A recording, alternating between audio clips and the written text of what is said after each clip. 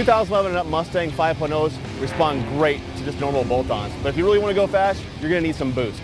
Today we follow one man's quest to go faster with his 2013 Mustang by equipping his car with the new Edelbrock Stage 2 kit. Edelbrock Stage 2 kit now comes with more boost to make more horsepower to make you go faster.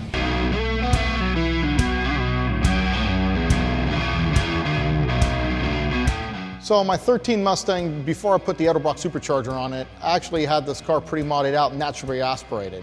Had a Boss intake, throttle body, air intake, full exhaust, some 410 gear.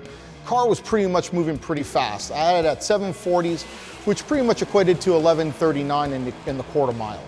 So, and this car was putting those numbers down like a bracket racer every time at the strip. So obviously I wanted to go a little bit faster with my 13 Mustang. From the point where I was naturally aspirated, I really wanted to put a supercharger on it.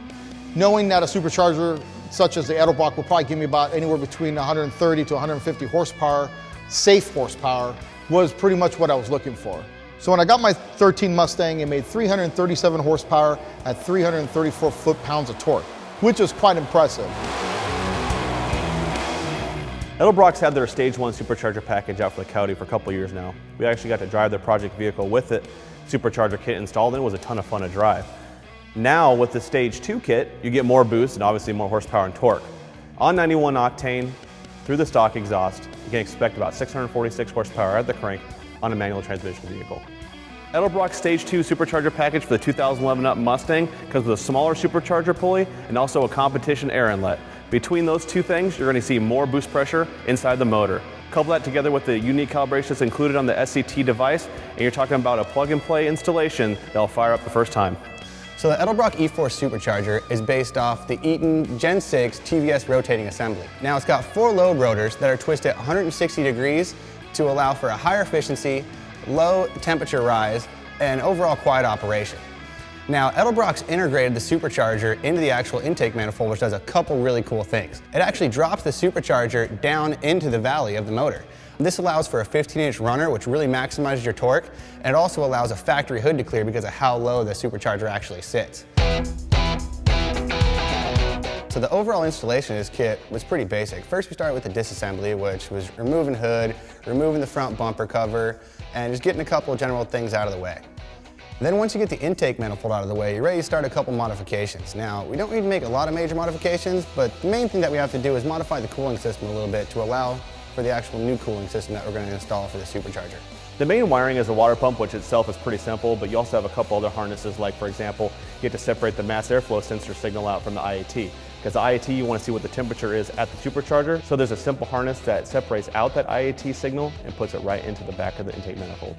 Okay, now that we've got the supercharger actually sitting in place, installed, torqued down, and all our wires and connections made, we just need to go through, make sure all our hoses are reconnected from the cooling system modifications, top off our fluid, and give everything else in the engine bay just a nice, good once-over to make sure we didn't forget anything.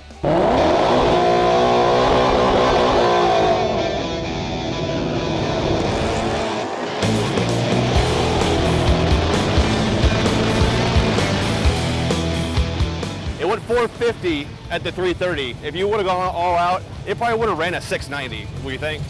Absolutely. The car had just a ton of power still in it. It felt kind of weird to hit the brakes at the end, but hey, it is what it is. You got no cage. You got to make sure, you got to do what you got to do to make sure you can make another pass. But this next pass, we're going to get thrown out. So I'm going all out.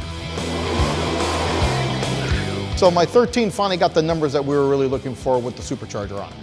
Went 695 in the 8th mile at 98 miles an hour, which pretty much equated to about 1063s in the quarter mile, which, in my opinion, is great. But I did get warned at the track because I did not have a roll cage that I was going to get thrown out. So the next run, I ran a 705 at 97 miles an hour, which equates to about a 1075, 1078.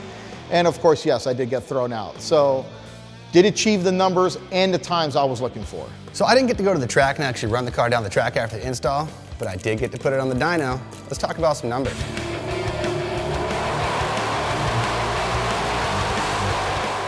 Okay, so when we first brought this car into our shop in its stock format, we put down a pretty decent number for a showroom car. It was 337 horsepower actually to the wheel. Now with the E-Force Supercharger, you can expect to see about 200 horsepower increase, and that's just about what we got. With just the plug-and-play tune that we had on it, we got 500 and mid-20 horsepower, so about 525, 523 right in there, consistently back-to-back.